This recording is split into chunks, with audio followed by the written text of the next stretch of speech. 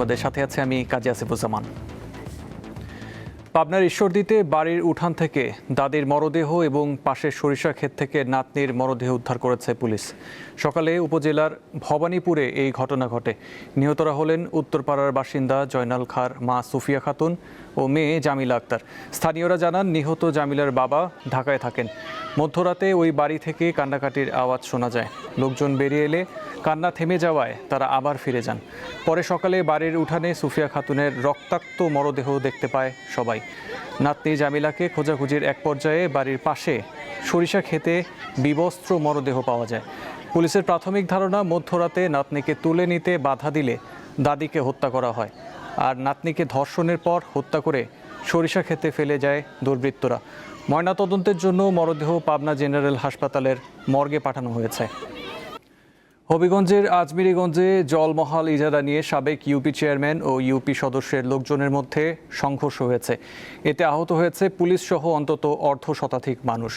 Police জানায়, জলমহাল ইজারাকে কেন্দ্র করে উপজেলার বিরাট ইউনিয়নের সাবেক চেয়ারম্যান ইসমাইল হোসেন সরোসের সাথে দীর্ঘদিন ধরে ইউপি সদস্য মুজিবুর রহমানের বিরোধ চলে আসছিল। কয়েকদিন ধরে তাদের লোকজনের মধ্যে উত্তেজনা দেখা দেয়। গতকাল রাতে চেয়ারম্যান সরোস মিয়ার পক্ষের নিলয়ের সাথে মেম্বার মুজিবুর রহমানের পক্ষের বজলু মিয়ার বাকবিতণ্ডা হয়। এর জের ধরে দুপক্ষের লোকজন রাতে দেশীয় অস্ত্রশস্ত্র নিয়ে টর্চ জ্বালিয়ে সংঘর্ষে জড়িয়ে পড়ে। খবর পেয়ে আজমিরিগঞ্জ থানা পুলিশ ঘটনাস্থলে পৌঁছে পরিস্থিতি নিয়ন্ত্রণে আনে। সংঘর্ষে পুলিশ সদস্যসহ অন্তত অর্ধ শতাধিক লোক আহত হয়।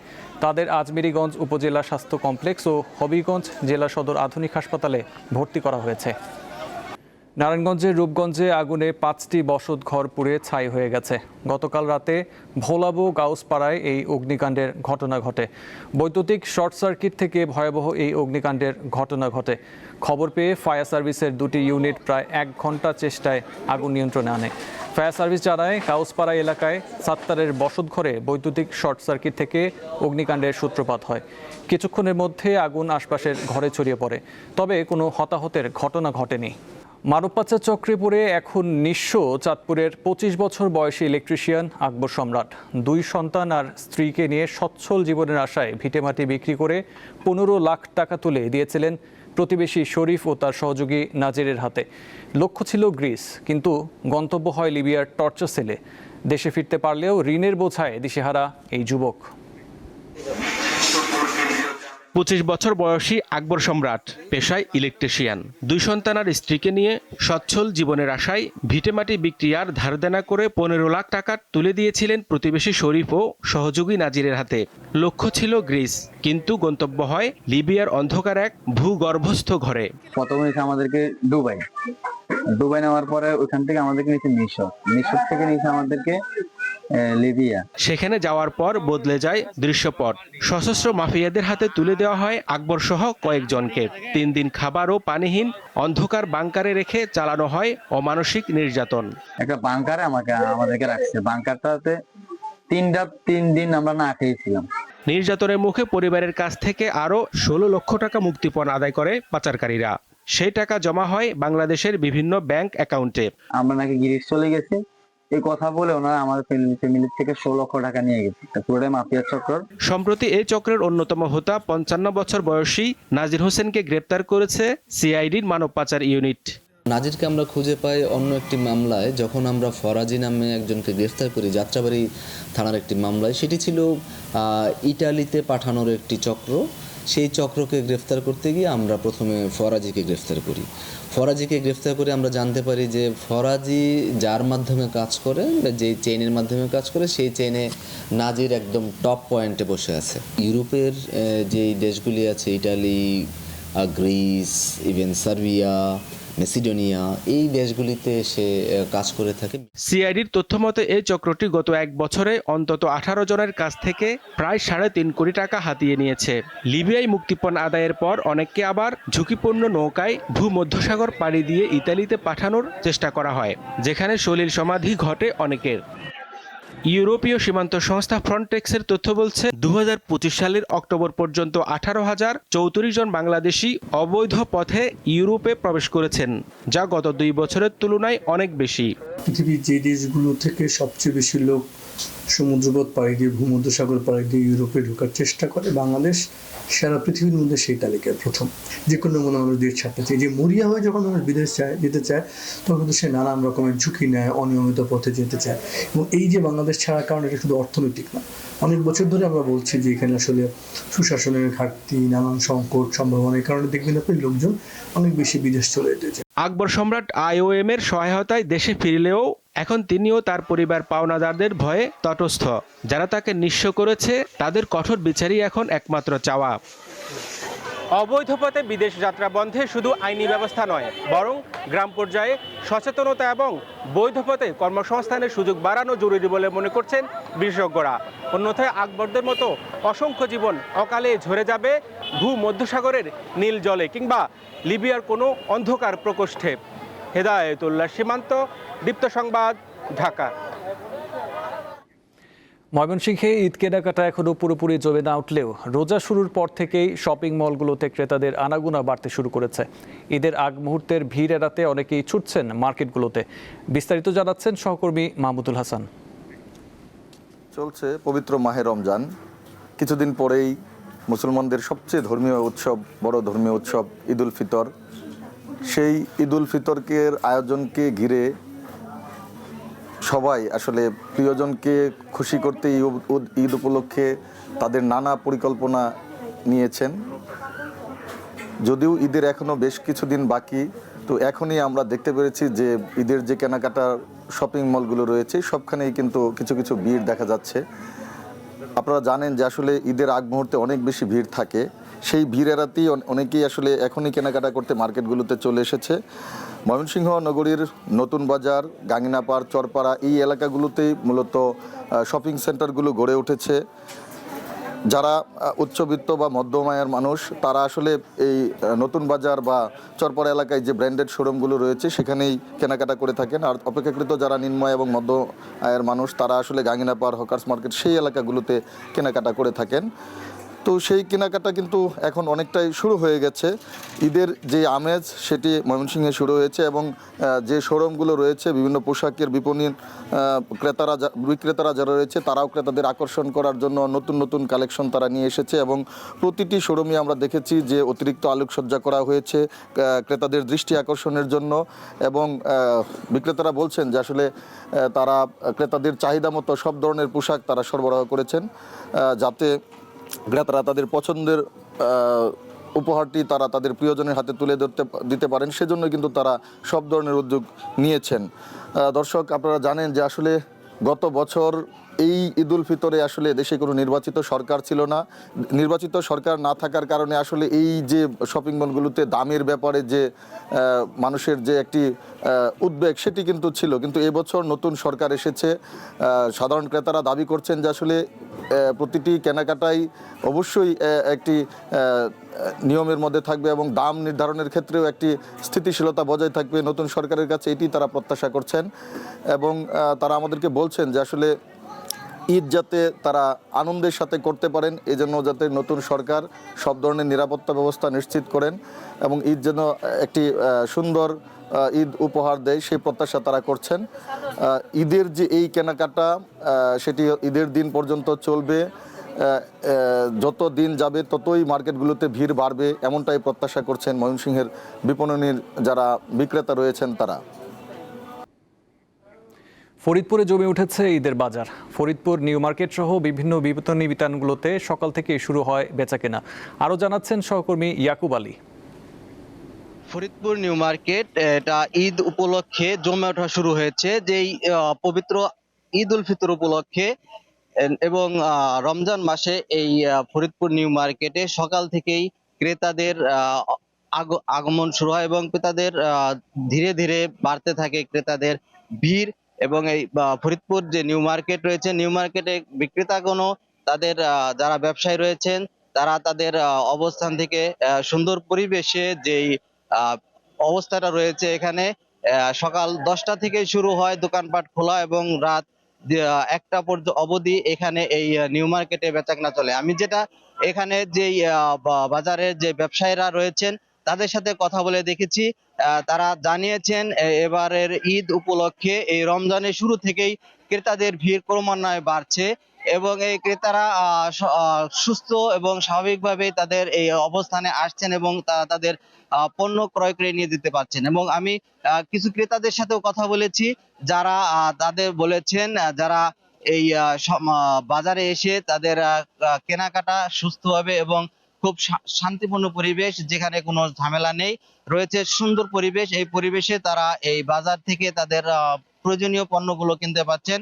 তাদের আত্মীয় স্বজন এই ঈদ উপলক্ষে তাদের পরিবারের সদস্যদের পাশাপাশি তাদের আত্মীয় স্বজনদের জন্য তারা ঈদ উপহার কিনছেন। এবং এই ফরিদপুরের এই বাজার উপলক্ষে আমি স্থানীয় যে পুলিশ প্রশাসনের সাথে কথা বলেছি, পুলিশ সুপার আমাদের জানিয়েছেন এই ঈদ এবং রমজান মাসের এই বাজারকে কেন্দ্র করে নিরাপত্তা বলয় তৈরি করে রেখেছেন এবং এই ঈদের বাজারে যাতে কেউ কোনো সমস্যার মধ্যে না পড়েন, কেউ যেন কোনো বিব্রতকর অবস্থার মধ্যে না পড়েন, সে অবস্থার জন্য এই ফরিদপুর নিউ মার্কেটকে ঘিরে চারপাশে যে রাস্তা রয়েছে, যে রাস্তাগুলো ব্যারিকেড আটকে দেওয়া হয়েছে, যাতে মানুষ তাদের কেনাকাটা সুস্থ এবং সুন্দর পরিবেশে করতে পারেন।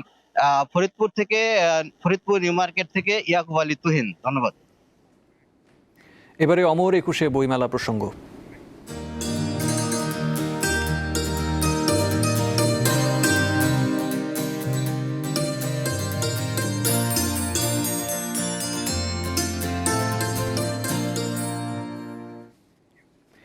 একুশে বইমেলার আজ তৃতীয় দিন। ছুটির দিনে অনেকেই যাচ্ছেন মেলায়। সেখানে আছেন সহকর্মী হেদায়েত সীমান্ত। চলে যাচ্ছি তার কাছে। সীমান্ত, এই মুহূর্তে মেলায় পাঠক দর্শনার্থীদের সমাগম কেমন দেখছেন? আর এবারের বইমেলায় কতটি বই এসেছে, নতুন কোনো বই এসেছে আমাদের জানাবেন।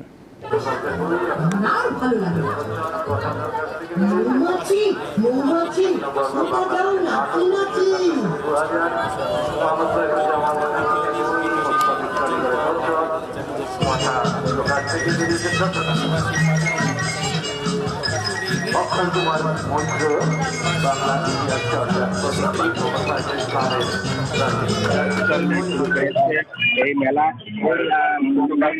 18টি স্টলের যে আয়োজন, সেখানে প্রায় হচ্ছে, যার কারণে এখনো ক্রেতা দর্শনার্থী তেমন আমরা দেখতে পাই।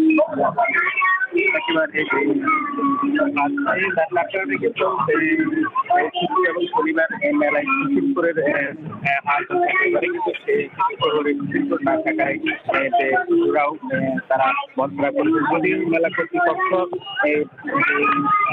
পরিবর্তে তারা কারিগরি ত্রুটির কারণে আমরা এখন যেতে পারছি না, আমরা পরে আবার যোগাযোগ করার চেষ্টা করব। দর্শক, যেমনটা বলছিলাম, একুশের বইমেলায় আজ তৃতীয় দিন। ছুটির দিনে অনেকেই যাচ্ছেন মেলায়। সেখানে আছেন সহকর্মী হেদায়েত সীমান্ত। চলে যাচ্ছি তার কাছে। সীমান্ত, এই মুহূর্তে মেলায় পাঠক দর্শনার্থীদের সমাগম কেমন দেখছেন? আজ মেলায় নতুন কতটি বই এসেছে কিছু জানাবেন আমাদের।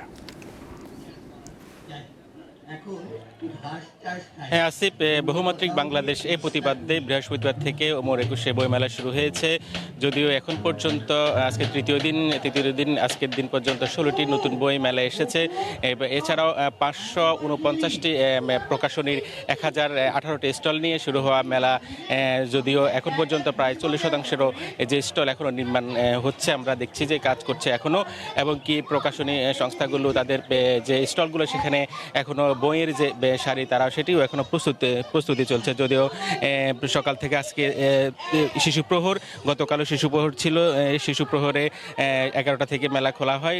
তারপর থেকে শিশুরা আসছেন, তারা সেই তাদের পছন্দ মতো বই কেনাকাটা করছেন। যদিও একেবারে পর্যাপ্ত পরিমাণে ক্রেতা দর্শনার্থী এখনও মেলায় সমাগম ঘটেনি।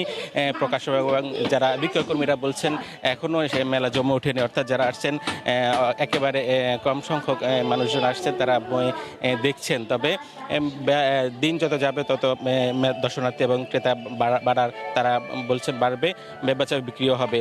যদিও রমজান মাসের এই মেলা আয়োজনকে ঘিরে প্রকাশকরা অনেক তাদের বাধা বিপত্তি ছিল এবং কি তারা অনাগ্রহ ছিল, তারপরেও সরকারের যে আগ্রহের কারণে তারাও রাজি হয়েছিলেন শেষ মুহূর্তে রমজান মাসে মেলার আয়োজনে। মেলায় যে আকর্ষণীয় একটি পর্ব থাকে 2 দিন, শুক্র এবং শনিবার সিসিমপুরের আয়োজনে আয়োজনে শিশু প্রহরে। যদিও এবারের মেলায় সেই শিশুপুরের সেই আয়োজনটা নেই, মেলা কর্তৃপক্ষ তাই শিশুদের জন্য একটা বাপেট শোর আয়োজন করেছে। সেখানে শিশু প্রহরে তারা পুতুল নাচ সহ বিভিন্ন চরিত্র এবং অভিনয় দেখেন, সেখানে তারা মজা করছেন। সেখানে এই মুহূর্তে বাপেট শো চলছে, সেখানে পুতুল নাচ এবং কি বিভিন্ন গল্প নিয়ে তারা পুতুল নাচ দেখছেন। এই মুহূর্তে সেখানে শিশুরা বসে তাদের সেই আয়োজন উপভোগ করছেন। যদিও সিসিমপুরে না থাকায় শিশুরা অনেক আক্ষেপ করছেন, তারা অনেক আনন্দ করতে পারতেন, কারণ হচ্ছে সিসিমপুরের যে প্রিয় চরিত্র হালুম, টুকটুকি, এদের চরিত্র তাদের সাথে তারা আনন্দ ভাগাভাগি এবং কি তারা বই কেনায়, এটা তাদের জন্য অনেক সুন্দর একটা আয়োজন ছিল। যদি এই মুহূর্তে সেখানে বাপেট শোর আয়োজনে পুতুল নাচ চলছে। পাশাপাশি আমরা যদি বলতে চাই, বই মেলা কর্তৃপক্ষ 2 দিন শিশু প্রহর রেখেছেন, কারণ হচ্ছে বাংলার ঐতিহ্য এবং বাংলা ভাষা, বাংলা রাষ্ট্রভাষা নিয়ে তাদের যে জ্ঞান চর্চা করা, পাশাপাশি বাংলার সংস্কৃতিকে তাদেরকে ছোটবেলা থেকে তারা যেন পরিচিত হতে পারেন, সেই জন্যই বই মেলায় শিশু প্রহর রাখা হয়েছিল। ছোট থেকে তারা যেন যে আদর্শ লিপি থেকে শুরু করে বাংলার এই ইতিহাস, ঐতিহ্য, বাঙালি সংস্কৃতি এবং বাংলা ভাষার যে ইতিহাস তা জানার জন্য তাদের জন্য আয়োজন করা হয়েছে। যদিও এই মেলায় শিশুরা আসছেন, তাদের পছন্দসই বই কিনছেন। আমরা দেখেছি, গতকালকেও দেখেছি যে অনেক শিশু তারা এসেছেন। যদিও এই রমজানের শেষের দিকে, অর্থাৎ যে মেলা 18 দিন মেলায় অনুষ্ঠিত হবে, অর্থাৎ আগামী সপ্তাহ থেকে প্রকাশকরা বলছেন মেলা জমে উঠবে। আসিফ ছিল আমার কাছে মেলা থেকে সর্বশেষ। জি দর্শক, বইমেলা থেকে ছিলেন হেদায়েতুল্লাহ সীমান্ত, আপনাকে ধন্যবাদ। চলে যাচ্ছে আন্তর্জাতিক প্রসঙ্গে। পাকিস্তান থেকে আবারও হামলা শুরুর খবর বিবিসিকে নিশ্চিত করেছেন আফগানিস্তানের খোস্ত এলাকার তালেবান সরকারি কর্মকর্তারা। শুক্রবার সন্ধ্যায় তালেবান সরকারের দক্ষিণ পূর্বাঞ্চলীয় অঞ্চলের মানসুরি কর্পসের মুখপাত্র আব্দুল হক ফিদা বিবিসিকে বলেন, ইফতারের বিরতির পর খোস্ত এবং ট্যাঙ্ক এলাকায় আবারও অভিযান শুরু হয়েছে এবং লড়াই চলছে। ফিদার আগে খোস্তের গভর্নরের মুখপাত্র মুস্তাকফার গুরবাজও গণমাধ্যমে পাঠানো এক বার্তায় হামলা শুরুর খবর জানিয়েছিলেন। তবে এখনও এই বিষয়ে কোনো মন্তব্য করেনি পাকিস্তান। বলিভিয়ার কেন্দ্রীয় ব্যাংকের নোট বহনকারী একটি সামরিক কার্গো বিমান বিধ্বস্ত হয়ে 15 জন নিহত হয়েছে, আহত হয়েছে 30 জন। স্থানীয় সময় শুক্রবার সন্ধ্যায় দেশটির পশ্চিমাঞ্চলীয় এল আলতো শহরে এই দুর্ঘটনা ঘটে। বিবিসি জানায়, সান্তা ক্রুজ থেকে আসা বিমানটি রাজধানী লা পাজের কাছে এল আলতো বিমানবন্দরে অবতরণের পর দুর্ঘটনা ঘটে। বিধ্বস্ত হওয়ার সময় বিমানটি পিছলে পাশের একটি ব্যস্ত সড়কে চলে যায়। এতে বেশ কিছু যানবাহন ক্ষতিগ্রস্ত হয়। বিমানবন্দর সাময়িকভাবে বন্ধ রাখা হয়েছে। C-130 হারকিউলিস নামের বিমানটি বলিভিয়ার কেন্দ্রীয় ব্যাংক থেকে নেয়া নোট বা কাগজের মুদ্রা বহন করছিল। দুর্ঘটনার পর ঘটনাস্থলে ছুটে আসা লোকজন টাকা কুড়াতে ঝাঁপিয়ে পড়লে বিশৃঙ্খলা সৃষ্টি হয়। পরিস্থিতি সামাল দিতে কাঁদানে গ্যাস ও পানি ব্যবহার করে কর্তৃপক্ষ। টি-20 বিশ্বকাপে সুপার 8-এর ম্যাচে বাঁচা মরার লড়াইয়ে আজ শ্রীলঙ্কার বিপক্ষে মাঠে নামবে পাকিস্তান। পাল্লেকেলেতে ম্যাচ শুরু হবে সন্ধ্যা 7:30টায়। সুপার 8-এর গ্রুপ 2 থেকে 3 ম্যাচে 6 পয়েন্ট নিয়ে সেমিফাইনালে উঠেছে ইংল্যান্ড। শেষ 4-এর লড়াইয়ে আরেকটি জায়গার জন্য এখন খেলবে নিউজিল্যান্ড ও পাকিস্তান। নিউজিল্যান্ড এরই মধ্যে 3 ম্যাচ খেলে ফেলেছে, পয়েন্ট 3।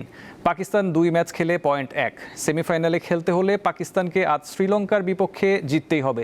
তবে স্রেফ জয়ই সালমান আগাদের জন্য যথেষ্ট নয়। পাকিস্তানকে আজ জিততে হবে বড় ব্যবধানে, আর নির্দিষ্ট ব্যবধানে না জিতলে নিউজিল্যান্ডই উঠবে সেমিফাইনালে। শেষ করছি এখনকার সংবাদ। পরবর্তী সংবাদ দেখার আমন্ত্রণ রইল। এছাড়াও তথ্য বিনোদনের জন্য চোখ রাখুন দীপ্ত টিভির ডিজিটাল প্ল্যাটফর্মগুলোতে। ধন্যবাদ।